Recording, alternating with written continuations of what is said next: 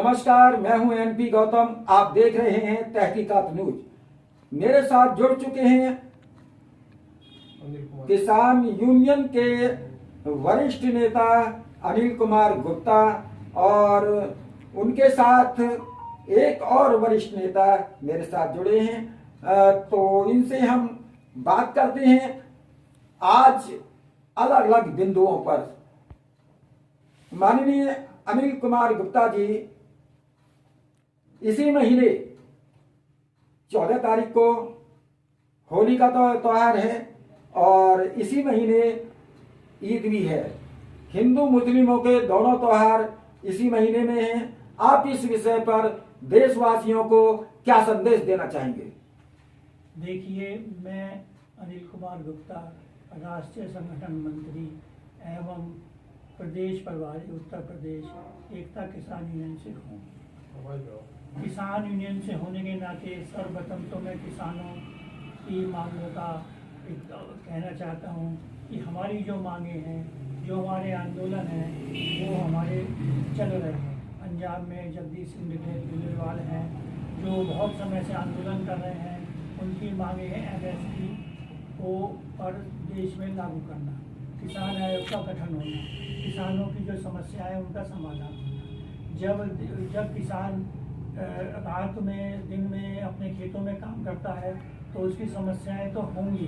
जब समस्याएं होंगी तो उनका समाधान भी होना चाहिए। उत्तर प्रदेश में का जो संगठन है वो पूरी तरह से किसान यूनियन का पंजाब के किसानों के साथ है। देश के किसानों में कहीं भी आंदोलन होगा, हम कंधे से कंधा मिलाकर उनके साथ खड़े हैं। अभी जो माननीय योगी जी ने एक घोषणा की है कि 150 रुपये गेहूँ का जो समर्थन मूल्य बढ़ाया है उन्होंने, अर्थात 2425 रुपये प्रति क्विंटल किसानों को जो गेहूँ का दाम मिलेगा, हम उसका स्वागत करते हैं और चाहते हैं कि योगी जी किसानों को की समस्याओं को ठीक प्रकार से निस्तारित करें। गन्ने का जो भुगतान है उसको भी जल्दी से जल्दी दिलवाएं। ये हमारा कहना था। हमें योगी जी से कोई शिकायत नहीं है, हमें पंजाब के मुख्यमंत्री से शिकायत है कि वो वहाँ के किसानों की समस्याओं का समाधान नहीं कर रहे हैं। उनको भी जो समुचित किसानों की जो फसल है, जो उनकी समस्या है, उनका समाधान करना चाहिए। दूसरी बात आपने जो कही कि भाई हिंदू मुस्लिम एकता जिंदाबाद, ये बात आपकी सही है। मुस्लिम एकता हिंदू जिंदाबाद, ये भी बात सही है। इसी माह में होली में जो त्यौहार है वो हिंदुओं का त्यौहार है और उधर रमजान का भी त्यौहार है। ये दोनों साथ साथ चल रहे हैं। मैं इन दोनों त्योहारों पर मुस्लिम समाज को भी शुभकामनाएं देता हूँ, मुबारकबाद देता हूँ। हिंदू समाज को होली का पर्व है, उसके लिए भी शुभकामनाएं और देता हूँ। मेरा एक ही कहना है कि जैसे संबल में किसी ने कहा कि भाई सप्ताह महीने साल में 52 शुक्र होते हैं जो नमाज अदा की जाती है शुक्रवार को। इस बार भी जुम्मे पर जो पड़ रही है तो कहीं विवाद ना हो। मेरा कहना है देशवासियों से, सभी लोगों से कि आपसी भाईचारा बनाए रखें, कहीं विवाद नहीं होना चाहिए। दोनों समाज जो है समान रूप से एक दूसरे का मान सम्मान आदर करें। हिंदू समाज मुस्लिम समाज का आदर सम्मान करे, मुस्लिम समाज हिंदुओं का आदर सम्मान करे। अगर किसी तरह का कोई ऐसी बात नहीं होनी चाहिए जिससे किसी को लगे कि हमारा सम्मान में कमी है। हिंदुओं का सम्मान होना चाहिए, ये बात बहुत सही है। कुछ लोग कहते हैं कि भाई एक सप्ताह हमें दे दें, जुम्मे का जो होली का दिन भी पड़ रहा है उस दिन हमें जो है मौका मिलना चाहिए, हमारा मुस्लिम समाज हमारा सम्मान करे, इसमें भी कोई बुराई नहीं है। ये तो दोनों समाज बैठ करके दोनों समाजों में एक दूसरे के प्रति जो है सद्भाव, प्रेम भाव और भाईचारा बना रहना चाहिए। पहले से भाईचारा बना रहा है, आगे भी बना रहेगा। जो उपद्रवी लोग हैं, चाहे वो किसी भी समाज के हों, उनके ऊपर प्रशासन और शासन को सख्त कार्रवाई करनी चाहिए।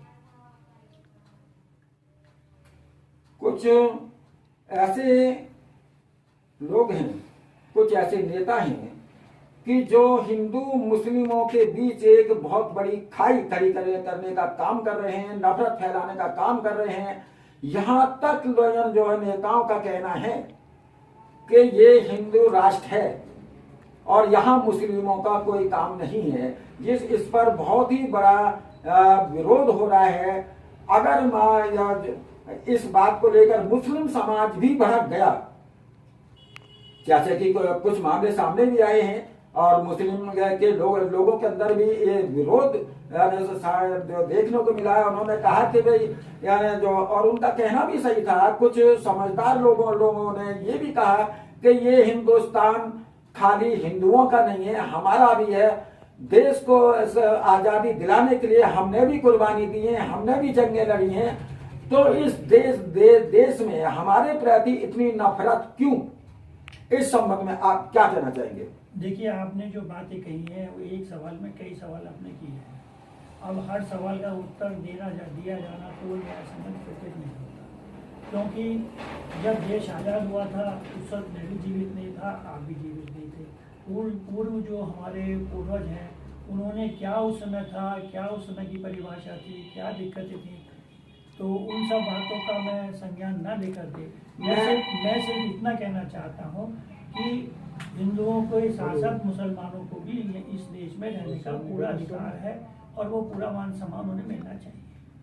मैं आपकी बात को रोक के कह रहा हूँ, आपने इतिहास तो पढ़ा होगा, ठीक है, आपने वो समय नहीं देखा, लेकिन वो समय ज्यादा पुराना नहीं है।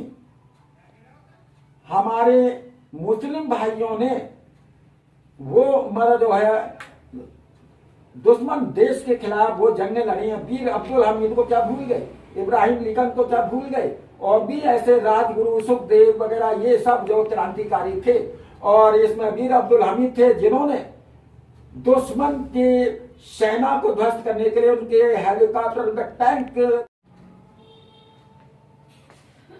ठीक है गुप्ता जी, हम आपकी बात से सहमत हैं कि उस दौरान ना तो आप जिंदा थे ना हम जिंदा थे, लेकिन ये भी तो सच है कि इस देश को आजादी दिलाने में हर समाज ने हिस्सा लिया। मुस्लिम भाइयों ने भी अपनी कुर्बानी दी, शहादत दी, जिसमें अब्दुल कलाम,